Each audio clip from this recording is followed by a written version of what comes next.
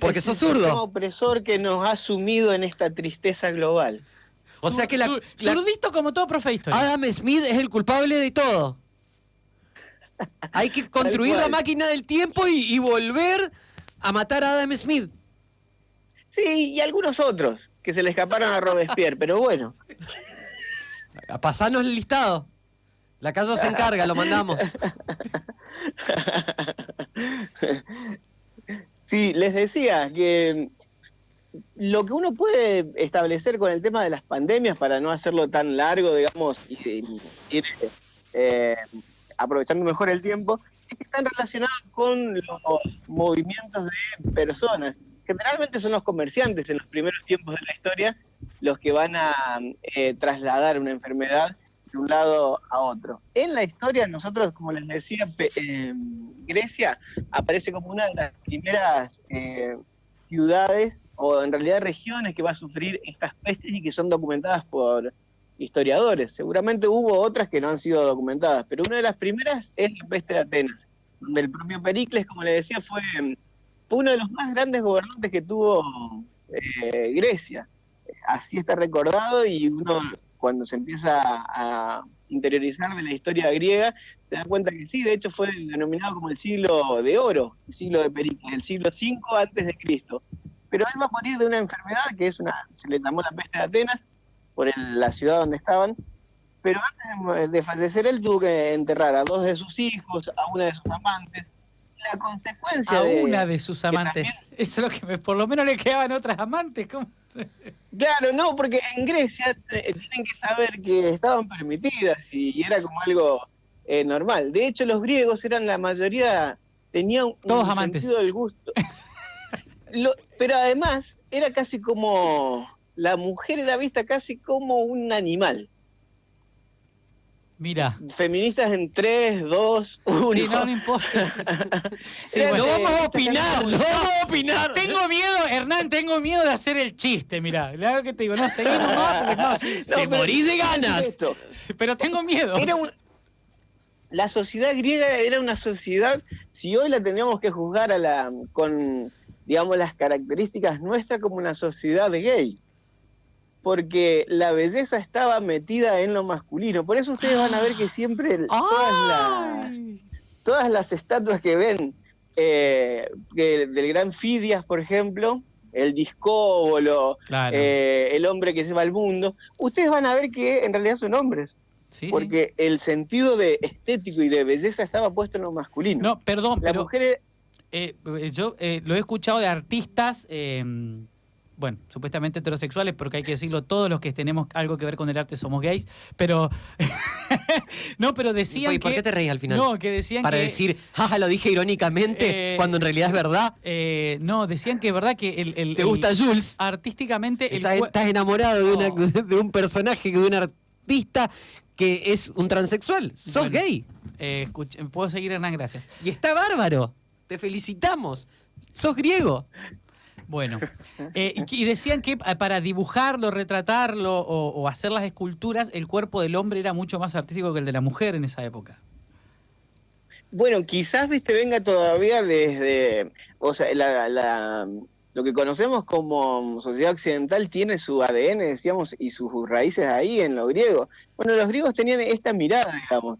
Así que, volviendo a Pericles, que enterró a sus 2 hijos y una de sus amantes, bueno, habrá sentido seguramente más el tema de porque sus amantes eran hasta como una cuestión de estatus y de plata.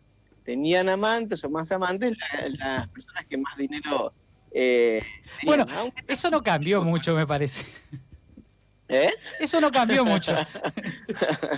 Así que el gran Pericles padece por la peste de Atenas, y la consecuencia de todas estas muertes va a ser que, inmersos en una guerra que se denominó la Guerra del Peloponeso, entre Atenas y Esparta, Esparta va a tener el dominio de esta península, y con eso se va a terminar también todo lo que es la época dorada de Grecia.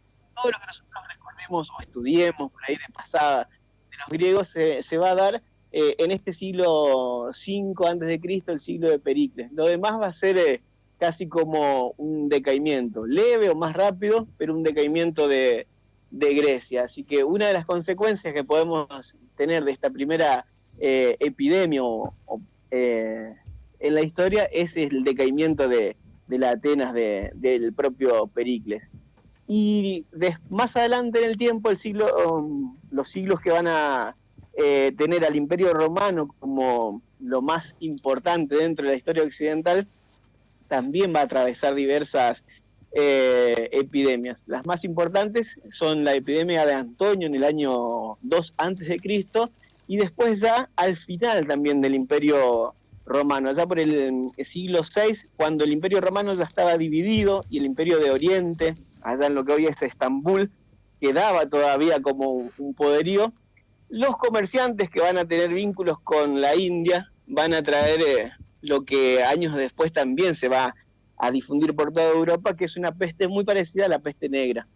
Es decir, parásitos que son transmitidos, virus que son transmitidos a partir de pulgas, como vectores que estaban en las ratas y que van a empezar a infectar a los humanos. Se dice que en esta peste de... ¿Te interrumpo, Rubén, Hernancho?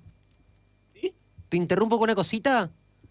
¿Sí? Porque algo estuve leyendo y, bueno, relacionado a lo que vos planteabas del tráfico mercantil y demás, muchos coinciden con que muchas pestes vienen porque animales, como vos decías, ratas o bichos que vienen en los barcos donde se transportan mercaderías y esos tienen infecciones y los van propagando alrededor del planeta, llevando a Europa más que nada. Exactamente. Las vías de conexión hasta el 1900 o hasta 1850 con la Revolución Industrial van a ser precisamente los barcos, hasta la aparición del ferrocarril. Y son los barcos los que van a ir tocando puertos en distintos puntos del mundo y los que van a llevar consigo no solamente marineros, sino también enfermedades. La peste negra, que allá por 1350 azotó Europa, es precisamente una enfermedad transmitida por las pulgas que picaban a ratas que estaban enfermas y que luego iban a picar a los seres humanos. Lo que pasa es que no se había podido establecer el vector, entonces parecía que era una cuestión de maleficios, ¿no? O algo sobrehumano. Lo cierto es que esta peste negra se llevó en algunas partes de Europa el 60% de la población. En algunas partes de Europa llevó más de 100 años poder repoblar las zonas que habían quedado devastadas por la peste negra. Claro, hoy, y va a ser un... Hoy si ¿Sí? pasaría eso le mandamos a Diego, por ejemplo. Lo mandamos a Diego mal ahora. Tanto sí, para que haga un repoblamiento. Lo soltamos con hambre a la antorcha y chao. ¿Tienen? Lo que dice, chao. Matías. Sí, chao. Lo que dice Hernán. Vos también, Matías, te diría. Vos también, Matías. Sí. Y bueno, Diego, ¿qué va a hacer? Ya está. ¿Qué dice Hernán? Perdón. No, que lo que dice Hernán no es para dejarlo pasar, porque la peste negra alrededor de 200 millones de personas mató. ¿Es correcto esto? Mira, bueno, ahí los datos de la Organización Mundial de la Salud establecen entre unos 50 millones, con lo que te daría menos el porcentaje. Y si uno seguía por los historiadores, te agrandan la cifra, así que tranquilamente podría llegar a ser la cifra que decís, Eduardo. Pero lo que sí me parece que sirve un dato para poder orientarnos es que zonas del campo, recordemos, Edad Media, está dividido como en las grandes películas de caballeros, los señores feudales con sus agricultores. Los agricultores prácticamente desaparecieron y con eso van a desaparecer también gran parte de señores feudales, que llevó más de 100 años poder volver a ese equilibrio. Y estamos hablando de 1350, es decir, que cuando se puede recomponer todo este poblamiento, Europa está llegando a América.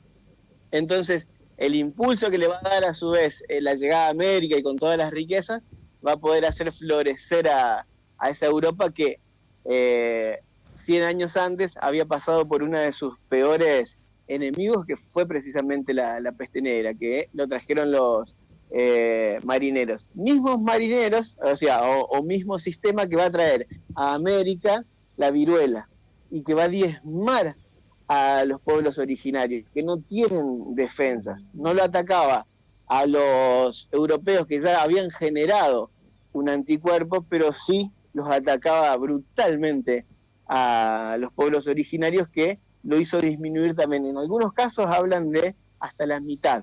Estamos hablando de más de 10 millones de personas que van a padecer por esto. ¿Qué se van a llevar los españoles desde aquí en tema pandemia? La fiebre amarilla, que van a ir también diezmándolos. Hernán, yo te voy interrumpiendo para hacerme el que sé. No, pero está bien, para que tampoco sea un monólogo esto. No, aparte me parece súper interesante. Bueno, más allá del número, cuando hablábamos recién de la peste negra, vos dijiste un 60% de la población europea, o sea, es una barbaridad la cantidad de muertos. Y cuando tremendo, Eduardo, tremendo. Cuando leí lo de la viruela... Pasa que eran todos antivacunas. Cuando leí claro. lo de la viruela, en la viruela también hace referencia a que al pueblo azteca lo destruyó acá en América. Como vos decís, no atacaba a los europeos, pero sí fue uno de los grandes de los grandes problemas o de los grandes enemigos que tuvo pueblos originarios americanos, o sea, aztecas, indios, aborígenes mexicanos, y que eran combatidos no por fusibles, sino por el virus que le trajeron desde Europa. Tal cual. Y por eso también se cuesta después, Eduardo, establecer cuál fue el número concreto, porque si bien uno tiene en todo tipo de enfermedades que son pandemias, digamos, o enfermedades que afectan a gran parte de la población, uno tiene un número por ahí del pico y hace un corte, pero después esas enfermedades no desaparecen, porque nosotros aborígenes muertos por viruela vamos a tener hasta entrado el 1900.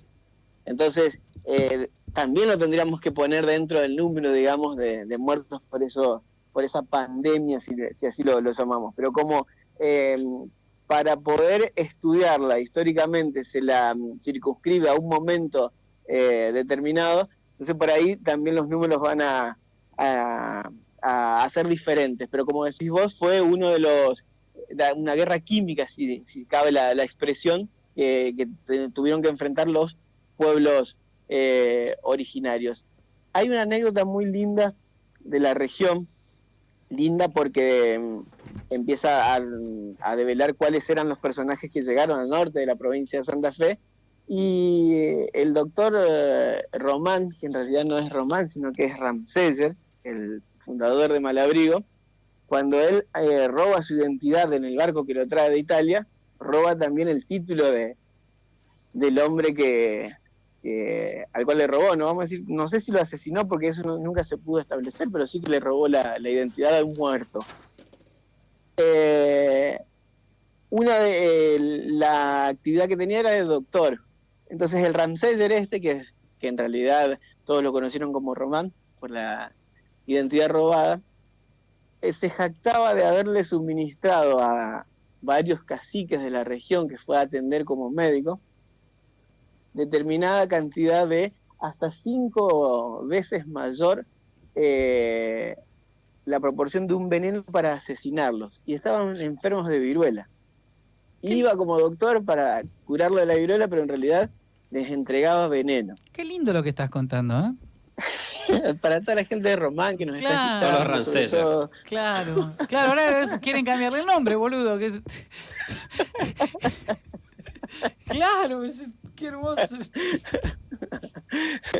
Y mirá la anécdota que tiró, las actividades que tenían estos buenos hombres que venían a poblar también y a convivir con los americanos. La rubiola va a matar muchísimos habitantes de pueblos originarios americanos, hasta bien entrado el 1900. En Europa va a haber también brotes que se van a llevar a muchas personas fruto de la sífilis y el cólera. Así que esas son otras de las enfermedades también más cerca ya de nuestro tiempo, en 1750 y 1830, que se van a llevar muchos hombres y mujeres. Y tiene que ver lo de la sífilis con la llama, ¿no era? gran afluencia de marineros que iban y consumían prostitutas en Italia, y desde Italia se va a ir diseminando por toda Europa. El cólera va a afectar principalmente, o se registra un brote que queda en la historia en Londres, fruto de las situaciones insalubres en las que vive gran parte de la población allá por 1830, y sabemos que, bueno, es una enfermedad que todavía sigue, pero que, por ejemplo, está estrechamente vinculada con la calidad del agua que consume un ser humano. Así que en 1830 se produjo un brote ahí. Y el médico que encuentra esta vinculación del agua y la enfermedad es Jon Snow. Y no es que hayamos saltado a... Ahora estamos en Game of Thrones. Bien. A Game of Thrones. Sí. Pero te juro que se llama Jon Snow. Para aquellos que miran en serio, decir, pero ¿cómo se va a llamar Jon Snow? Sí, se llama Jon Snow, el médico que encuentra la relación del agua y el cólera en el Londres de 1830. Ya entrando al 1900, con la aparición de la Primera Guerra Mundial, no es una pandemia, pero se va a llevar gran parte de la población europea desde 1914 a 1918. Y precisamente en 1918... Hernán, te freno. ¿Sí? Para aclarar, porque es correcto, la diferencia entre pandemia y epidemia es que epidemia ataca a una sola nación, una sola sociedad. Cuando se esparce sobre varios países es pandemia. Exactamente. Epidemia es una enfermedad producida por un agente que ataca un país o una región, digamos, circunscripta. Pandemia se le denomina ya cuando alcanza a todo el mundo, ¿no? O sea, porque lo veía en la serie Pandemic de Netflix, que vi 2 capítulos porque me aburrí, pero dice, la diferencia entre pandemia y epidemia se encuentra en un solo vuelo. Y hoy con las conexiones que tenemos, cualquier epidemia se termina volviendo una pandemia en cualquier momento. Tal cual. Y que es me parece a mí que el desaparecido del marxismo del cine y desaparecido de los extraterrestres es como el principal enemigo que utilizan siempre los guionistas para establecer el terror, digamos, ¿no? Esta gente invisible que en un vuelo puede atacar o esparcirse por todo el mundo. Bueno, vos imaginate la cantidad de guionistas de Hollywood. Acá José Luis Alvarenga nos dice eso. Evidentemente faltos de ideas. Epidemia cuando afecta más de una región, pandemias a nivel global. Imagínate la cantidad de guionistas sin ideas en este momento que están escribiendo los guiones para futuras series o películas que traten sobre esto. Tal cual. Mira, te cuento un argumento y luego sigo ya con las pandemias en el 1900. Un argumento. Oh, mierda, que nos faltan 120 años todavía. O 2 argumentos, mirá. El de Selva y Ceres está muy lindo. Pero eso es una pandemia hermosa, una epidemia hermosa, sí. Fruto de una infidelidad, una joven de 27 años que llega desde Estados Unidos a su casa de Córdoba y llama a su amante de Ceres, pero que tiene amigos en Selva, y se va y tiene una noche famosa y vuelve a la peña en Selva y le cuenta que tuvo esa noche famosa y le dice, ya está bien. Me contó que en Estados Unidos le agarró coronavirus. Bueno, lo están censurando. No. Y, a ver, spoiler alert, pero bueno, están los primeros 5 minutos de la película. Así arranca todo. Así arranca todo, con una infidelidad. Y así se esparce un virus traído, escuchá esto si no viste la película de Hernán, un virus traído de China, producto de un murciélago en Estados Unidos. No, vean Contagio porque van a decir, imposible que esta película se haya hecho en el 2011 porque prácticamente es lo que está pasando ahora. Claro. Y te cuento otro argumento y sigo con lo de la gripe española. Acá tengo una pregunta, perdón, dice, consulto, ¿cuántos muertos hubo en la crisis del año 30, ya que están hablando de muertos en cantidad? No, sí, también, fue en millones, pero lo que pasa es que ya es más difícil establecer la muerte por la crisis, digamos, del año 30, porque ahí lo que vas a tener es un periodo de hambruna tremendo a nivel global, fruto de la caída de las bolsas, y entonces, qué sé yo, vos capaz que estás malnutrido y te morís de hambre. Bueno, este hombre se murió por la crisis, pero capaz que estás malnutrido y te mata una gripe. Entonces, va a ser más difícil establecer la muerte, pero sí fue un año tremendo, porque imaginarse a los estadounidenses comiendo la suela de sus zapatos, como lo hacía después humorísticamente Chaplin, tenemos que estar imaginándonos un mundo distópico, ¿no? Un mundo que no nos entra hoy día vinculado a Estados Unidos. Y si era ya uno de los países más importantes, imagínate lo que fue para el resto de los países. Nosotros acá en Reconquista tenemos fotos de ollas populares, incentivos del Estado para que la gente haga algo en momentos de crisis, que era el único que te daba algo de plata, y que era que le traiga colas de rata. Así que salgas a cazar ratas, digamos, y para llevarle la cola y que te den unos centavos para poder comer.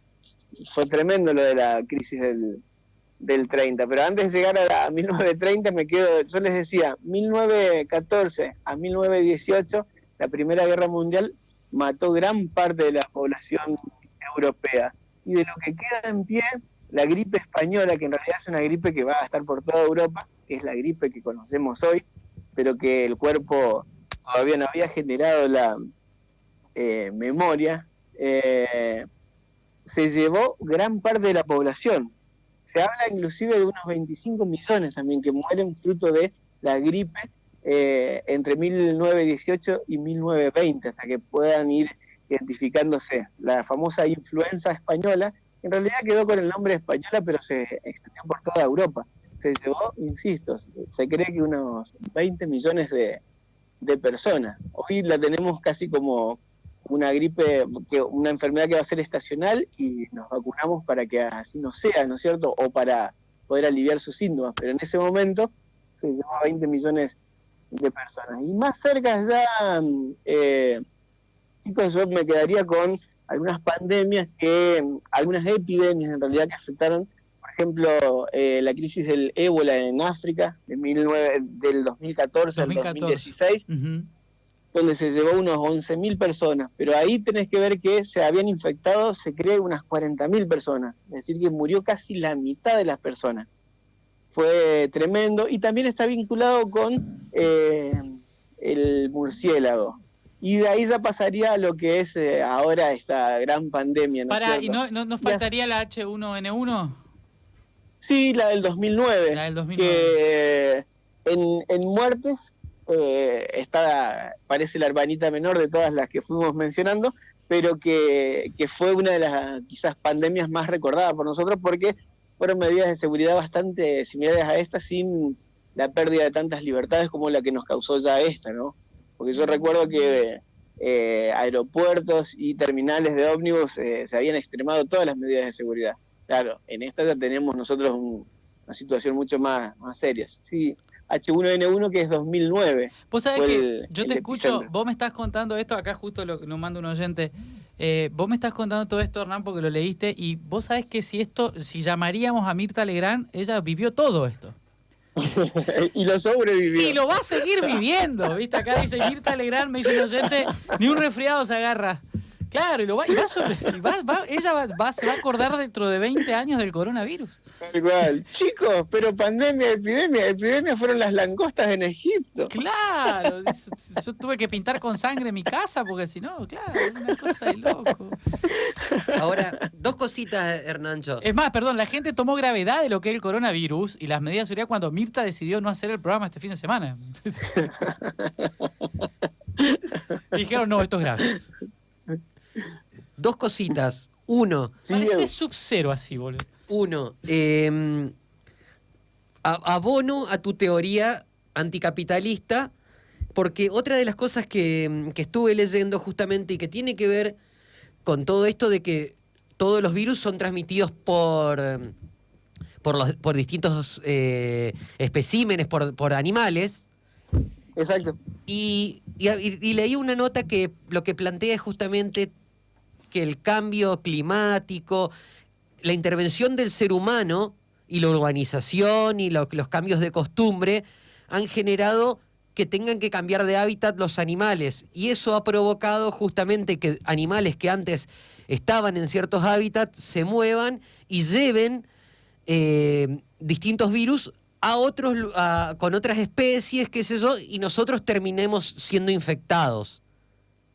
Exacto. ¿Es correcto esto? Sí. Vos sabés que han salido algunas notas muy interesantes en la semana. Una de esas es una nota que salió en revista Anfibia, que la relación es directa entre pandemia y desmontes. Entonces lo que establece es que los virus de los cuales somos víctimas están en esos seres en los animales que están en los bosques nativos.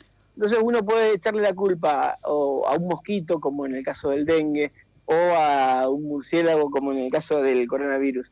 Pero en realidad no miramos más allá de cómo pasó esto. Y en el caso del coronavirus, por ejemplo, o del ébola, que tienen al murciélago como uno de los animales que lo lleva, pero que no lo siente.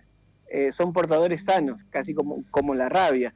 Pero ¿qué ha pasado con esos animales que son portadores sanos? A lo largo de miles de años la especie convivió con este virus y se hizo inmune, porque a su vez el virus sabe que si muere su huésped o su contagiado, él también se muere. Entonces el fin último de ese virus no va a ser matar al huésped, porque él también se va a morir. Quiere sobrevivir. ¿Pero qué pasa? El tiempo es tan corto de conexión que tenemos nosotros con este virus que nos termina matando. ¿Por qué hay otros virus que tenemos y que no nos matan? Porque a lo largo de miles de años el ser humano pudo convivir y generar una relación, digamos, simbiótica, vivir juntos. Anticuerpos. Sin matarnos. ¿Por qué estos virus aparecen ahora? Dice este artículo de Anfibia, porque en realidad el avance del capitalismo sobre los recursos naturales hace que estos animales entren en contacto con los hombres de una manera diferente a la que lo venían haciendo. Entonces, los científicos hablan de que si uno sacude los árboles de la selva y seguramente se nos van a caer literalmente los virus encima. Pero digamos, si uno mantendría la selva, no tendría este problema.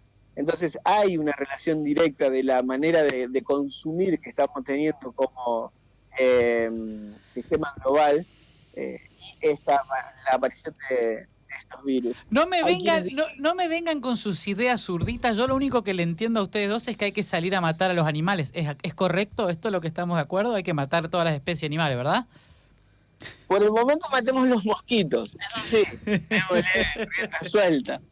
Y matemos los mosquitos para terminar el dengue. Y matemos algunos chanchos y tiremos a la parrilla, de paso. Sí, también. Eso también lo podríamos hacer. Yo tengo otra pregunta. ¿Puedo? Sí. Porque otra cosa que llama la atención es cómo, porque hablamos de pandemias y de pandemias hablamos que causan millones de muertes, ya sean 50 o 200 millones, estamos hablando de una barbaridad, ¿no? Sí, tal cual. Y ahora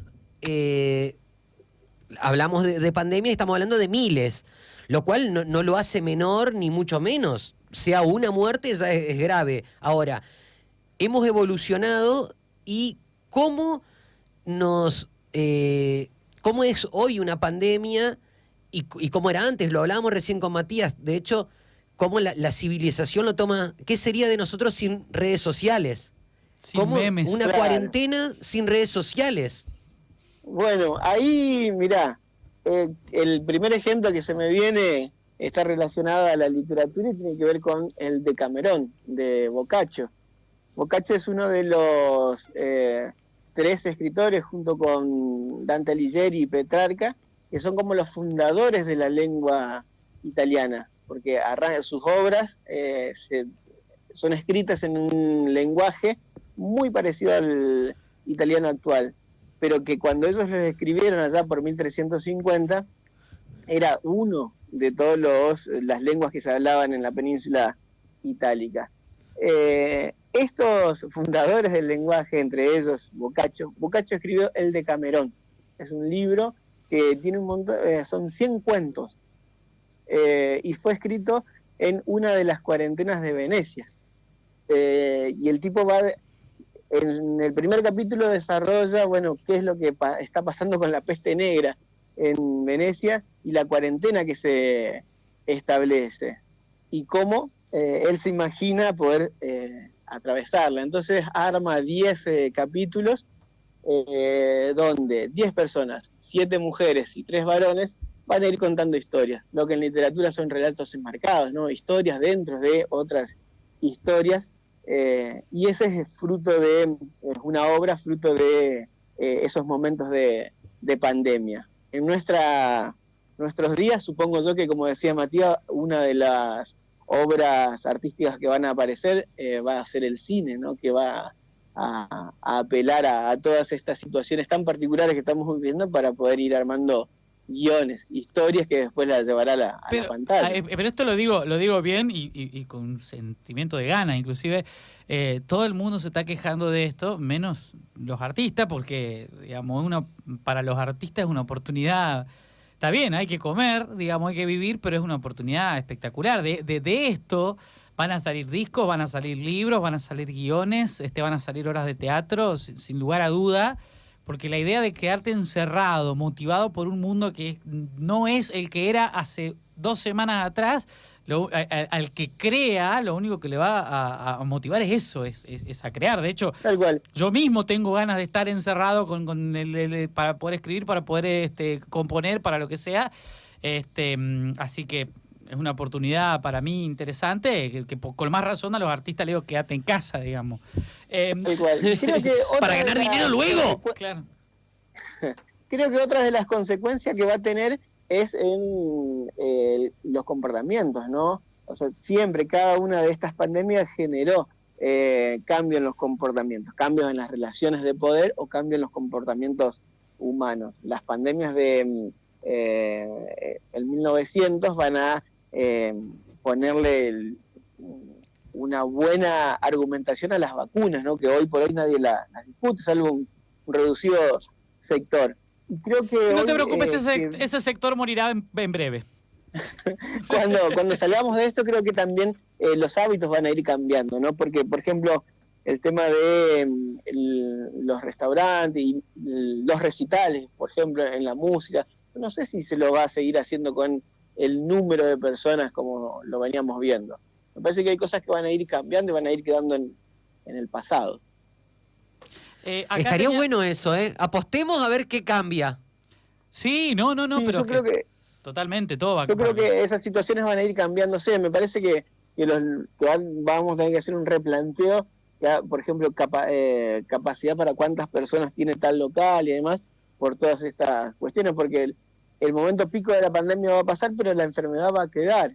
Y me parece a mí que puede llegar a generar eso. Digo, o sea, así como haciéndonos los Carl Sagan, ¿no? Y pensando qué pasaría. No, hay otra cosa que yo, años, ¿no? Vamos a algo corto que para mí ya cambió y va a cambiar pase lo que pase con el coronavirus. Es, por ejemplo, el lavarse las manos todo el tiempo o el mantener un poco la distancia, el estornudar de otra forma. Yo creo que eso, por más que el coronavirus desaparezca en un mes, ya nos queda. Me parece que antes no lo veíamos. Vos lo pusiste, creo, en un meme que es sobre Demolition Man. Ah, sí, el de tener relaciones sexuales con la mente. Exacto, en donde tenían relaciones sexuales virtuales. Se ponían un casco y tenían sexo sin tocarse. Y no sabían claro. Básicamente como tengo sexo yo siempre. Acá pasa bomba. Acá dice, como la película La Guerra de los Mundos, un microorganismo los termina cagando a los ET, dice. No sé si se acuerdan. Bueno, sí, puede ser. Sí. Porque nosotros teníamos los anticuerpos ya generados y los bichos, mucho viaje espacial y mucho todo, pero no. Y terminan muriéndose prácticamente de una gripe, digamos. En el análisis marxista de esas películas, en la original de Wells, los enemigos vienen de afuera. Y en la remakes de los yanquis capitalistas salen de abajo. Los enemigos internos tienen eso. Pero Y dale, combaten. dale. Él quiere... Bueno, ¿sabes qué? Probablemente lo logre, zurdito. Probablemente este sea el fin del capitalismo, como lo conocemos. Desde ahora los seres humanos se van a querer unos a los otros y van a compartir todo. Nadie va a ser avaro ni egoísta. Vamos a chocar codos, todos con todos. Sí, sí. Amor, peace and love. Hernancho, Fumón. te agradecemos. Te agradecemos, estamos en contacto siempre en redes, unidos, y bueno, de verdad en esto creo que estamos de acuerdo, algo va a cambiar y ojalá que sea para bien y ojalá que todos pongamos nuestro granito de arena para que eso suceda, ¿sí? Te mandamos muchos codos. Les agradezco a ustedes por el llamado. Perdón, sigan a reconquistacultura.com.ar, que ahí está un poco atorrante con la página, tengo que decirlo, pero todavía seguís subiendo cosas.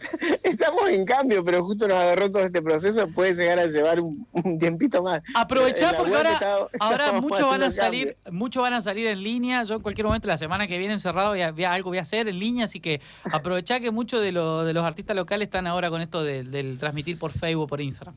Tal cual. Sí, en las redes sociales seguimos y ese es nuestro principal recurso, está haciendo ahora. Nada más, quería aprovechar estos últimos momentos, Matías, Eduardo y Lacayo, para, bueno, casi como un llamado a la solidaridad de la gente, ¿no? Que ya que está en la casa también, o gran parte, los que pueden quedarse en la casa, que hagan descacharrada, ¿no? Que saquen las tapitas, todo para poder terminar, porque por un lado toda la prensa se la lleva el coronavirus, pero nosotros tenemos un brote de dengue, que yo al menos 4 o 5 conocidos ya tengo con la enfermedad. Te aviso que no escuchaste la primera parte del programa. No escuchaste la nota al director. A Rubén Correa. Sí. Hablamos sobre dengue. Me lo perdí. Bueno, sí. Lo que sí, los números que están tirando de manera oficial no son reales. No, vos disculpame, Hernán, pero yo quiero creer en lo que me dicen. Si a mí me dicen que hay solo 3 casos de dengue, yo voy a creer que hay solo 3 casos de dengue. No, dijo 60. Sin meterme en el tema de los números otra vez, mirá, sino en el tema de la prevención, porque insisto, tengo al menos 4 conocidos que ya pasaron por esta enfermedad o están transitando el trayecto. No es nada lindo tener entre 39 y 40 grados de fiebre, entonces pedirle a la gente que ahora que va a estar en la casa, que descacharre, ¿no? Porque si eliminamos al mosquito, vamos a poder ir cortando un poco la... Eso tiene que quedar claro, que es lo que dejamos claro acá con eso. El dengue no se transmite, solo el mosquito, no se contagia, no es que uno tiene dengue y le contagia al otro, solamente por... De humano a humano no se contagia. Exactamente, solamente la picadura del mosquito. Así que... Tal cual, así que si lo eliminamos... Y bueno, y también saludarlo, porque yo de mañana trabajo en la municipalidad y tengo un montón de compañeros que están poniéndole el hombro, ¿no? En la cocina, en servicios públicos, en el SEO, así que saludarlos también a ellos que en este momento de crisis donde para algunas actividades pudimos parar y estar en casa con mejor o peor fortuna, hay otros que inclusive tienen que estar arriesgando porque hay mucha gente que está trabajando en servicios públicos, por ejemplo, y tiene que enfrentar esto del dengue o del coronavirus, así que también saludarlo. Sí, arriesgando su vida. No, totalmente. A todos ellos, que gracias, así como hicimos también como decimos lo mismo con las enfermeras, los médicos, lo del sistema de salud. Sí, hay que reconocer a la gente. Lo de la fuerza de seguridad. Lo de la fuerza de seguridad. Ahora vamos a hablar con el jefe de la Unidad Regional Novena, así que probablemente le digamos que vos violaste la cuarentena para probar en vivo qué es lo que pasa, ¿no? ¿Sabés? Y que sos zurdo. Y que tenés dengue. Hippie zurdo. Y que viniste de España hace 3 días. Todos juntos para ver, es para ver en vivo, para contarle a la gente cómo se actúa, cómo va a actuar la policía cuando se vio la cuarentena. Bueno, viste que con estas situaciones de extremo peligro, todos entregamos nuestras libertades sin ningún problema. Todos entregamos. ¿Qué quisiste decir? ¿Viste? Lo que él quiso decir es todos somos zurdos hasta que tenemos miedo. Todos fuimos entregando las libertades y no nos quejamos. No, Mirá aparte, si esto es un plan macabro del capitalismo para establecer una dictadura global. aparte Alberto lo dijo... Andacete a atender a Cuba con, Sí. con la hija de, Aparte de la Cristi. Alberto lo dijo de una forma en que todo nos convenció, ¿viste? Capaz si lo decía Macri o lo decían de una manera más, ¡ay, toque de queda! ¡Esto es una dictadura! Y vamos a tumbar la calle. Alberto lo dijo bien. Para mí, siendo radical, debo reconocer Buah. que fue muy, muy bueno el discurso de Alberto. La verdad que me gustó y me dio seguridad, que creo que era lo que necesitábamos los argentinos. Y la seguridad de que si viene la cuarentena te van a cagar a patada. Eso también está bueno. Muy bien. Como debe ser. Cuidémonos entre todos. Quédate en casa, Hernán.